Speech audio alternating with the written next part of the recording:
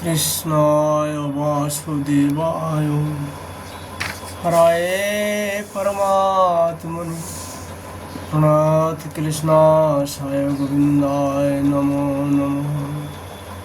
नमो पंकजनाभयो नमो पंकजमालिने नमो पंकजनेत्रयो नमस्ते पंकजांग्रयो।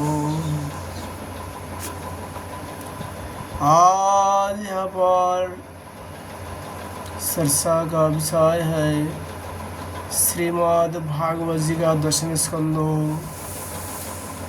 51 अध्याय काल जवन का भस्म होना मुचकुंदों की कथा। सोगुवाच तं विलक्ष्य विनिष्क्रान्तो मुज्जहानमिवड्डूपं दर्शनीयोत्तमं श्यामं पीतोपूष्यो वाचसम्। श्री सुखदेव गोस्वामी जी कहते हैं, प्रिय परीक्षित, जिस समय भगवान श्री कृष्ण मथुरा नगर के मुख्य द्वार से निकले उस समय ऐसा मालूम पड़ा मानो पूर्व दिशा से चंद्रोदय हो रहा हो। उनका श्यामल शरीर अत्यंत ही दर्शनीय था। उस पर रेशमी पीताम्बर की छटा निराली हुई थी। वक्ष स्थल पर स्वर्ण रेखा के रूप में श्रीवत्सु चिन्ह शोभा पा रहा था और गले में कुछ मुनि जगमगा रही थी। चार भुजाएं थी जो लंबे लंबे और कुछ मोटी मोटी थी। हल्के खिले हुए कमल के समान कोमल और रत्नारे नेत्र थे।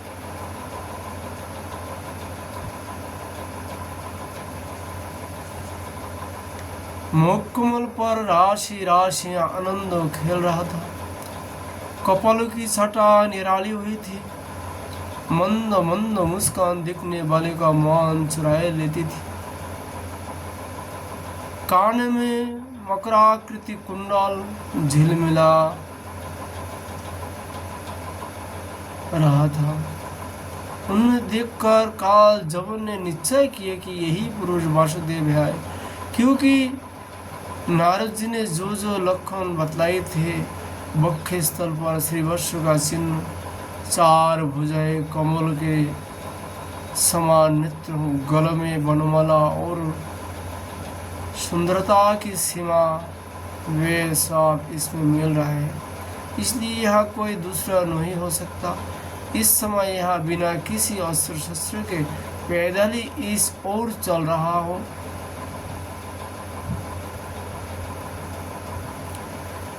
इसलिए मैं भी इसके साथ बिना अस्त्र शस्त्र की लड़ूंगा। ऐसा निश्चय करके जब काल जवन भगवान श्री कृष्ण की ओर दौड़ा, तब वे दूसरी ओर मुंह करके रणभूमि से भाग चले और उन जोगी दुला प्रभु को पकड़ने के लिए काल जवन उनके पीछे पीछे दौड़ने लगा। रण और भगवान लीला करते हुए भाग रहे थे। काल जब उन पग पग पर यही समझा था कि अब पकड़ा तब पकड़ा। इस प्रकार भगवान उसे बहुत दूर एक पहाड़ की गुफा में ले गए। काल जवन पीछे से बार बार आक्षेप करता कि अरे भाई, तुम परम यशस्वी यदुवंशी में पैदा हुए हो, तुम्हारा इस प्रकार युद्ध छोड़कर भागना उचित नहीं है। परंतु अभी उसके अशुभ निशेष नहीं हुए थे, इसलिए वह भगवान को पाने में असमर्थ न हो सका। उसके आक्षेप करते रहने पर भी भगवान उस पर्वत की गुफा में घुस गए। उनके पीछे काल जवन भी घुसा। वह उसके एक दूसरे ही मनुष्यों को सोते हुए देखा। उसे देखकर कालजबन ने सोचा, देखो तो सही, यह मुझे इस प्रकार इतनी दूर ले आया और अब इस तरह मानो उसे कुछ पता ही ना हो, साधु बाबा बनकर सो रहा है। यह सोचकर उस मूर ने उसे कसकर एक लात मारी। वह पुरुष वह बहुत दिन से सोया हुआ था। पैर की ठोकर लगने से वह उठ पड़ा और धीरे धीरे उसने अपनी आँखें खोली। इधर उधर देखने पर पास ही कालजबन खड़ा हुआ दिखाई दिया।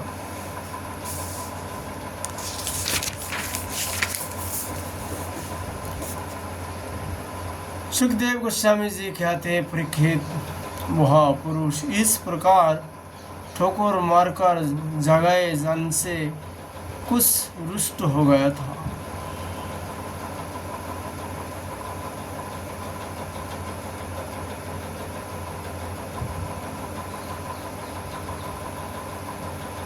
उसकी दृष्टि पड़ते ही कालजबन के शरीर में आग पैदा हो गई और वह क्षण भर में जलकर आग का ढेर हो गया।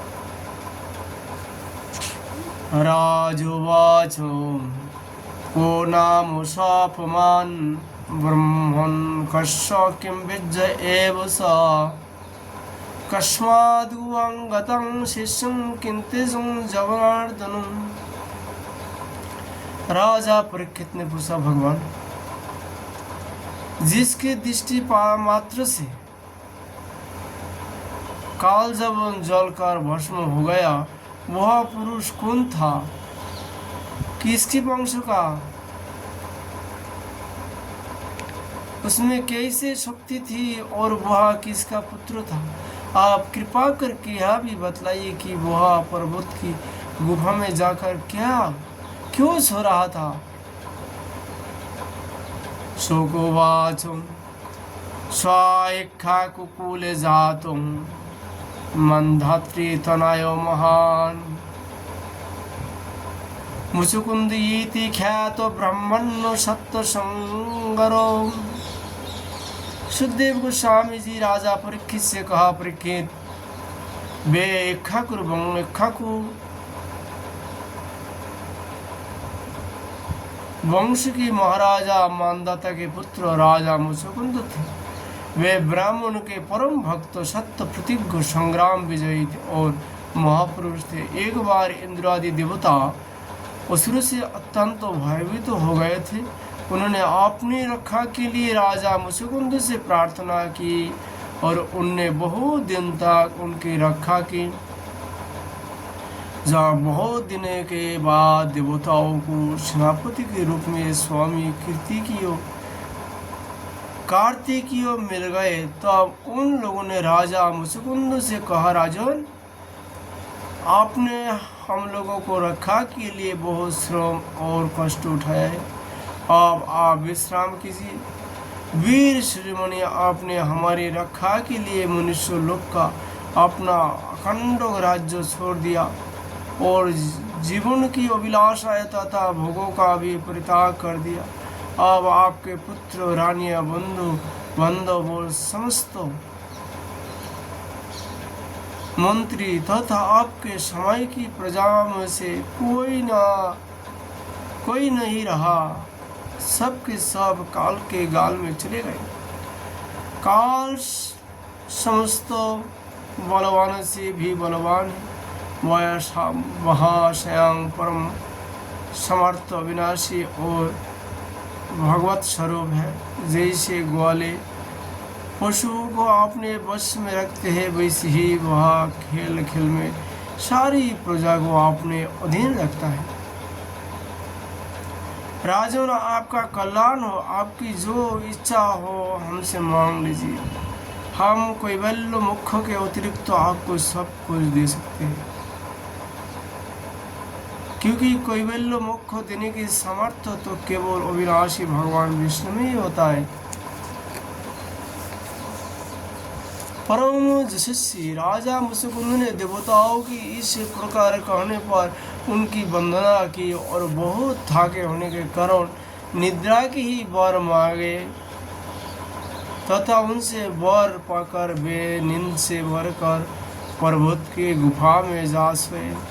उस समय देवताओं ने कहा दिया था कि राजन, सोते समय यदि आपको कोई मूर्ख बीच में ही जगाई देगा तो वह आपकी दृष्टि प्रति उस क्षण भस्म हो जाएंगे। वो मूर्खों। सुखदेव गोस्वामी जी कहते हैं, परीक्षित, जब काल जबन भस्म हो गया तो अब यदुवंशी शिरोमणि भगवान श्री कृष्ण ने परम बुद्धिमान राजा मुकुंद से अपना दर्शन दिया। भगवान श्री कृष्ण का श्री विग्रह वर्षाकालीन मेघ के समान सबल था। रेशमी पीताम्बर धारण किए हुए थे। वक्षस्थल पर श्रीवत्स और गले में कुस्ता मुनि अपने दिव्य ज्योति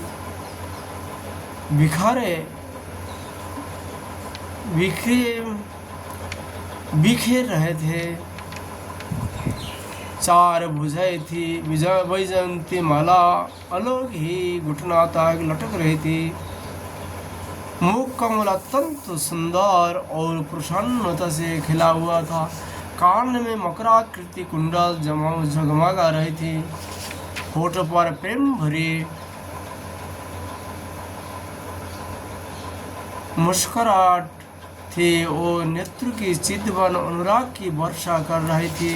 अत्यंत दर्शनीय तरुण अवस्था और मद वाले सिंहों के समान निर्भीक चाल राजा मुकुंद यद्यपि बड़े बुद्धिमान और धीर पुरुष थे, फिर भी भगवान की यह दिव्य कीर्तिमय मूर्ति देखकर कुछ चकित हो गए। उनके तेज से हतोप्रीत हो गए।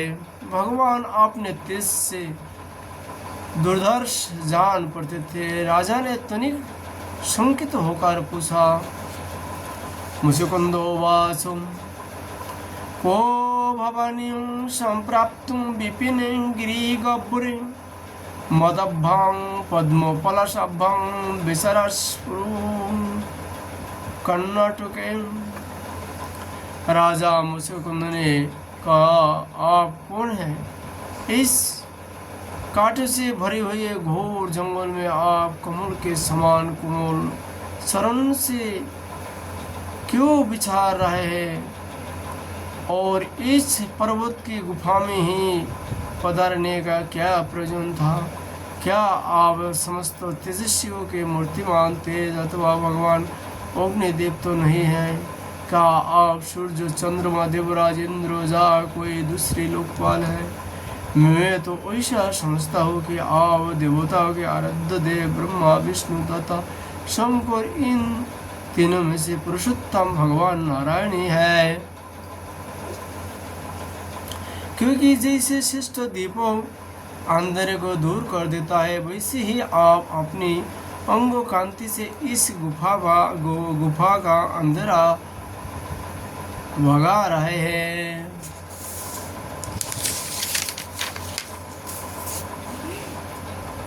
पुरुष श्रेष्ठ, यदि आपको रुचि हो तो हम अपना जन्म कर्म और गोत्र बतलाइए।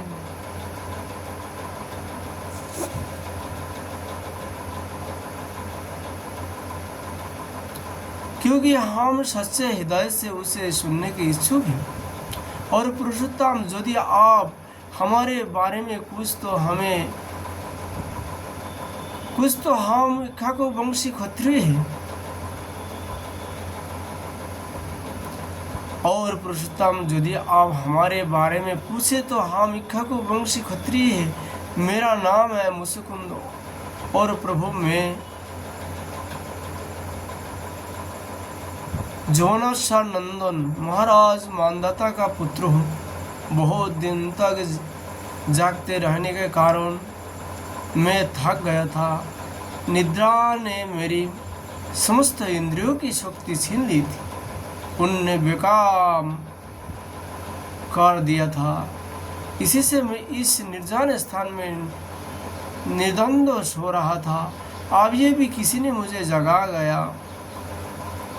अवश्य उसके पापों ने ही उसे जलाकर भस्म कर दिया है। इसके बाद शत्रुओं के नाश करने वाले परम सुंदर आपने मुझे दर्शन दिया। महाभाग, आप समस्त प्राणी के माननीय है। आपके परम दिव्य और असह तेजस से मेरी शक्ति खो गई है। मैं आपको बहुत देर तक देख भी नहीं सकता।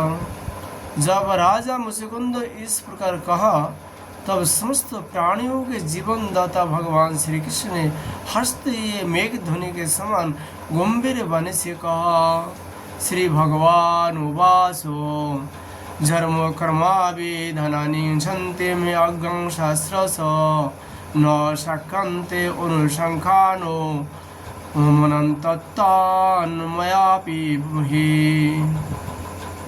श्री भगवान श्री कृष्ण जी ने कहा, प्रियो मुचकुंदो, मेरे हजारों जन्मों कर्मों नाम है, वे अनंत है, इसलिए मैं भी उनकी गिनती करने के नहीं बतला सकता।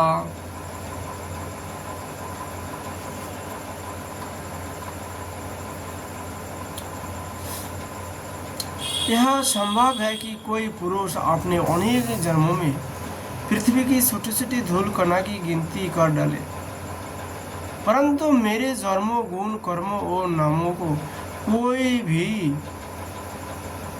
किसी प्रकार नहीं गिन सकता। राजन, शनक, सनंद आदि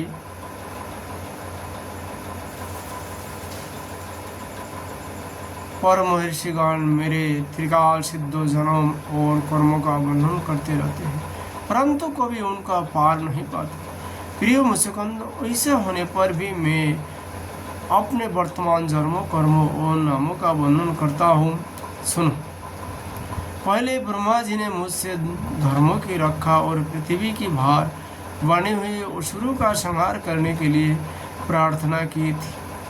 उन्हीं की प्रार्थना से मैंने यदुवंश में वसुदेव जी के यह अवतार ग्रहण किया है। अब मैं वसुदेव जी का पुत्र हूँ, इसलिए लोग मुझे वासुदेव कहते हैं। अब तक मैं कालनी में असुर का, जो कंस के रूप में पैदा हुआ था, तथा प्रलंब आदि अनेकों साधु दुर्ही असुरों का संहार कर चुका हूँ। राजन, यह काल जबन था जो मेरी ही प्रेरणा से तुम्हारी तीक्ष्ण दृष्टि प्रति ही भस्म हो गया। वही मैं तुम्हारी कृपा करने ही तुमको हम कृपा करने के लिए ही इस गुफा में आया हूँ। तुमने पहले मेरी बहुत आराधना की है और मैं हूँ भक्त वत्सल, इसलिए राजर्षि तुम्हारी जो अभिलाषा हो मुझसे मांग लो। मैं तुम्हारी सारी लालसा अभिलाषाएं पूर्ण कर दूंगा। जो पुरुष मेरी शरण में आ जाता है उसके लिए फिर ऐसा कोई वस्तु नहीं रह जाती जिसके लिए वह शोक करे। श्री शोकोवासुम तख्तस्तं प्रणम्यहं मुचुकुन्दं मुदान्वितो ज्ञात नारायणं देवं गर्भो वाक्यमनुस्मरन्। श्री सुखदेव गोस्वामी जी कहते हैं, जब भगवान श्री कृष्ण ने इस प्रकार कहा तब राजा मुचुकुंद को वृद्ध गर्गों का यह कथन याद आ गया कि यदुवंश में भगवान श्री अवतीर्ण होने वाला है। वे जान गए कि ये स्वयं भगवान नारायण है। आनंद से भरकर उन्हें की भगवान के चरणों में प्रणाम किया और इस प्रकार स्थिति की। श्री मुचुकुन्दोवाचो विमहतायां जनो ईशा मायाया तदीयाया त्वं न भजन्त नार्थदृक् सुखाय दुःख प्रभवेषु सज्जति गृहेषु जोषिते पुरुषोत्तम वंचित। मुचुकुंद ने कहा, प्रभु, जगत के सभी प्राणी आपकी माया से अत्यंत मोहित हो रहे हैं। वे आपसे विमुख होकर अनर्थ में ही फंसे रहते हैं और आपका भजन नहीं करते। वे सुख के लिए घर गृहस्थ के उन झंझट में फंस जाता है जो सारे दुख के मूल स्रोत है। इस तरह स्त्री और पुरुष सभी ठगे जा रहे हैं। इस पाप रूप संसार में सर्वदा रहित प्रभु, यह भूमि अत्यंत पवित्र कर्म भूमि है। इसमें मनुष्य का जन्म होना अत्यंत दुर्लभ है। मनुष्य जीवन इतना पूर्ण है कि उसमें भजन के लिए कोई भी असुविधा नहीं है। अपने परम सौभाग्य और भगवान के अहेतुक कृपा से उसे अनायास ही प्राप्त कर भी जो अपने मोती गोती असात संसार में ही लगा देता है और कुछ विषय सुख के लिए ही सारा प्रयत्न करते हुए घर गृहस्थ के अंधेरे में कुआं में पड़े रहते हैं। भगवान के चरण कमल की कृपा से नहीं करते, भगवान का चरण कमल का उपासना नहीं करते, भजन नहीं करते, वे तो ठीक उस पशु के समान है जो कुछ तीर्ण के लोभ से अंधेरे कुएं में गिर जाता है।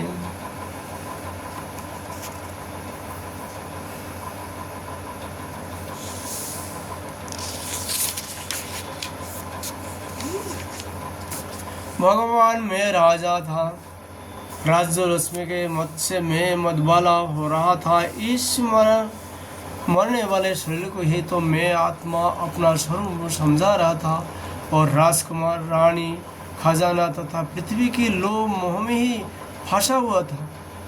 उन वस्तु की चिंता दिन रात मेरे गले लगी हुई थी। इस प्रकार मेरे जीवन का अमूल्य समय बिल्कुल निष्फल व्यर्थ तो चला गया। जो शरीर पृथक को ही घरे और भित्त के समान मिट्टी का है और दृश्य होने के कारण उन्हीं के समान अपने से अलग भी है, उसी को मैंने अपना स्वरूप मान लिया और फिर अपने को मान बैठा था नरदेव।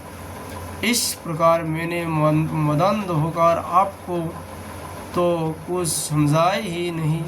रात, हाथी, घोड़े और पैदल की चतुर्गिनी सेना तथा सेनापतियों से घिरकर मैं पृथ्वी में इधर उधर घूमता रहा था। मुझे यह करना चाहिए और यह नहीं करना चाहिए, इस प्रकार विविध कर्तव्य और अकर्तव्य को चिंता में पकड़कर मनुष्य अपने एकमात्र कर्तव्य भगवत प्राप्ति के विमुख होकर प्रमत्त हो जाता है, असावधान हो जाता है। संसार में बात रहने वाले विषय के लिए उसकी लालसा दिन दूनी रात चौगुनी बढ़ती ही जाती है। परंतु जैसे भूख के कारण जीव लपलपाता हुआ सावधान चूहों को दबोच लेता है, वैसे ही काल रूप में सदा सर्वदा सावधान रहने वाले आप एकाएक उस प्रमादग्रस्त प्राणी पर टूट पड़ते हैं और उसे ले बीतते हैं। जो पहले सोने के रथ पर अथवा बड़े बड़े गजराज पर चढ़कर चलता था और नरदेव कहलाता था, वही शरीर आपके अबाध काल का ग्रास बनकर बाहर फेंक देने पर, पक्षियों के विष्ठा धरती में गाड़ देने पर, सरकर क्रिया और आग में जला देने पर राख का ढेर बन जाता है। प्रभु जिसने सारी दिशाओं पर विजय प्राप्त कर ली है और जिससे लड़ने वाला संसार में कोई रह नहीं गया है, जो श्रेष्ठ सिंहासन पर बैठता है और बड़े बड़े नरपति जो पहले उसके समान थे अब जिसके चरण में सिर झुकाते हैं, वही पुरुष जब विषय सुख भोगने के लिए जो घर गृहस्थी की एक विशेष वस्तु है स्त्रियों के पास जाता है, तब उनके हाथ का खिलौना उनका पालतू पशु बन जाता है।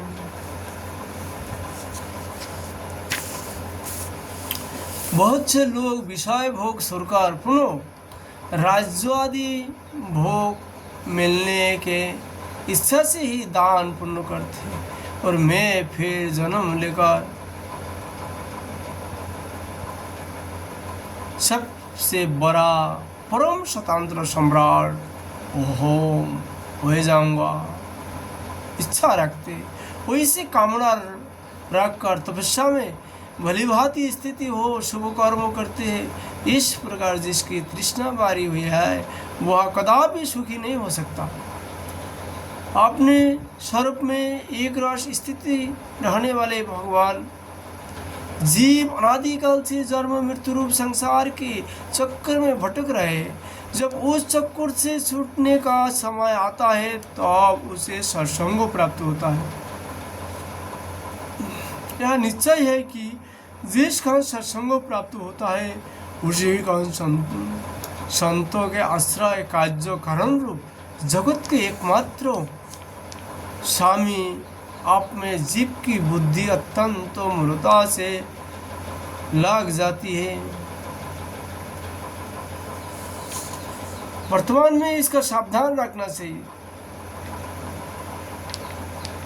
गुरु करो जान के, पानी पियो छान के। गुरुदेव के गुरु बनाने से पहले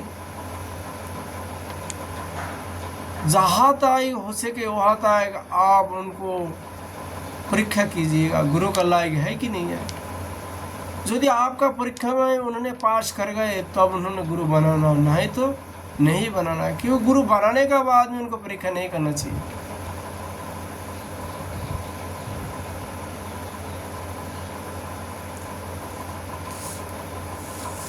भगवान मैं तो वैसा समझता हूँ कि मैं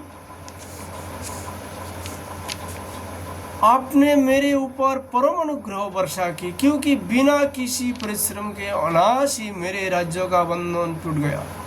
साधु स्वभाव के चक्रवर्ती राजा भी जब अपना राज्य छोड़कर एकांत में भजन साधन करने के उद्देश्य से वन में जाना चाहते हैं तब उसके ममता बंधन से मुक्त होने के लिए बड़े प्रेम से आपसे प्रार्थना किया करते हैं। इसलिए पहले राजा लोग वन में जाके भजन करते, जब ये वन में जाके भजन करते तब महाराज कहलाया करते थे। ये साधारण राजा नहीं है, पूरा विश्व का राज चक्रवर्ती था, जो चारों तरफ समुद्र से घिरा हुआ एक छत्रराज चक्रवर्ती। ये सब बड़े बड़े राजा लोग राजपाट छोड़ के भगवान श्री कृष्ण जी को पाने के लिए वन में चले जाते थे। वर्तमान में जो परिस्थिति वो तो आप देख ही रहे आप लोग। इसलिए भजन का आगे ये सब कुछ नहीं है, राजा और धनवान। वास्तव में रूप में जिनको भगवान में श्रद्धा हुआ है व किंचित अनुभव, थोड़ा बहुत भी अनुभव हुआ है, तो उनको सामने ये सब तुच्छ वस्तु है, राजपाट, धन संपत्ति। इसलिए आप लोग थोड़ा सा भजन करिएगा, भगवान से इतना ही प्रार्थना करिएगा, प्रभु भरत पिथु जजति अंगो जैसा बड़े बड़े राज पक्षपात को जो कृपा किया है आपने, उससे थोड़ा सही हमें, उससे किंचित कृपा हमें करिएगा। बार बार प्रार्थना करने पर अवश्य भगवान कृपा करते हैं, लेकिन भगवान साथ साथ भगवान का नाम करना आवश्यक है। नाम कौन सा? हरे कृष्ण कृष्ण कृष्ण हरे हरे, हरे राम राम राम हरे हरे। ये महामंत्रों को कम से कम 5 लाख 6 लाख नाम प्रतिदिन जप करना चाहिए, तो भी भगवान आपका बात स्वीकार करेंगे। साधु का इतना तो होना ही चाहिए, तभी तो साधना की अनुभव होगा। हम 10-5 दिन भजन करके 1-8 लाख नाम करके हमें ये नहीं मिला वो नहीं मिला, इसमें तो केवल भ्रम बना है। यदि आप लोग किसी कृपा पाने चाहते हैं, लाख से लाख 5 लाख 6 लाख नाम साल की साल करिएगा और भगवान का अपना मन का इच्छा भगवान से निवेदन करिएगा, अवश्य ही भगवान आपका पर कृपा करेंगे। ये दास का ये अनुभव है।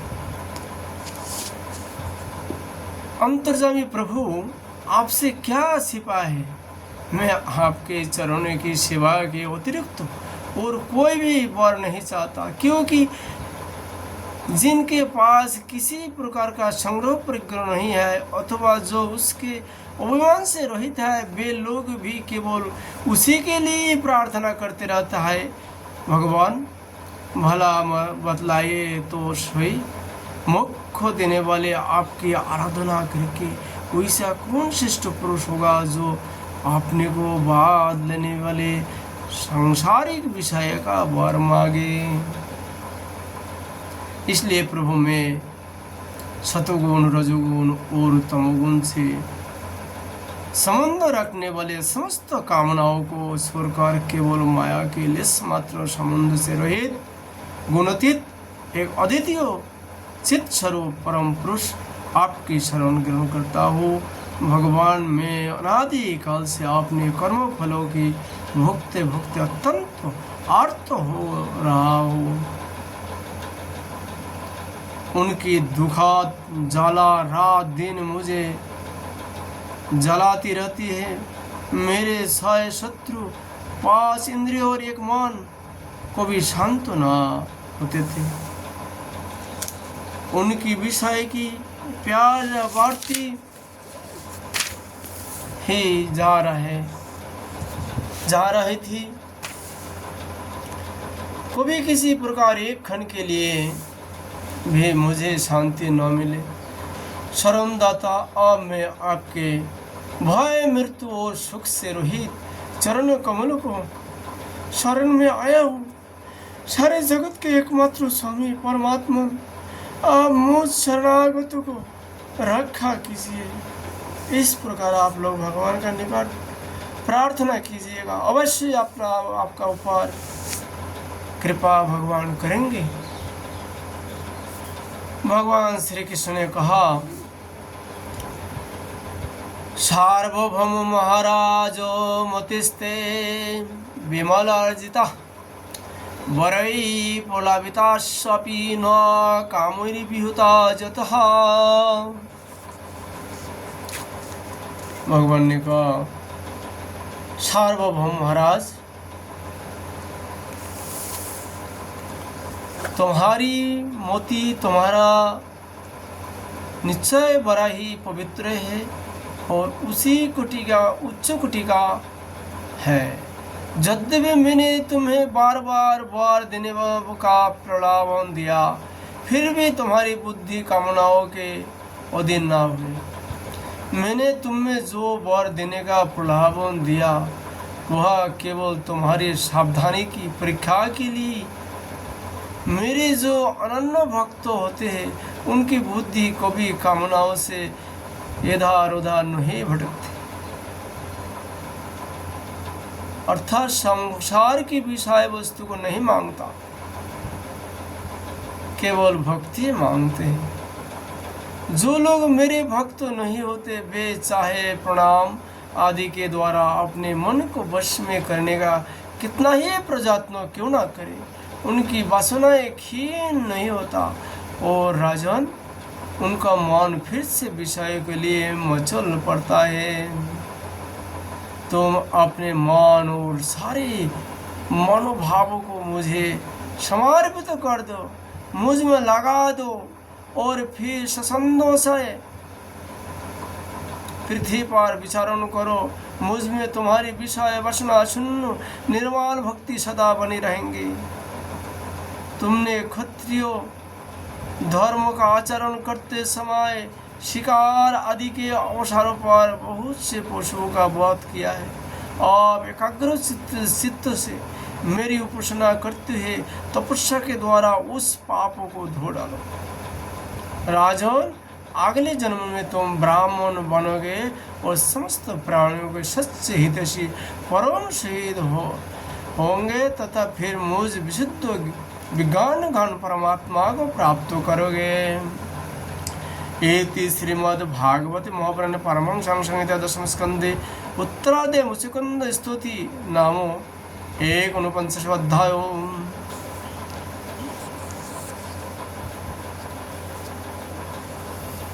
राधे राधे।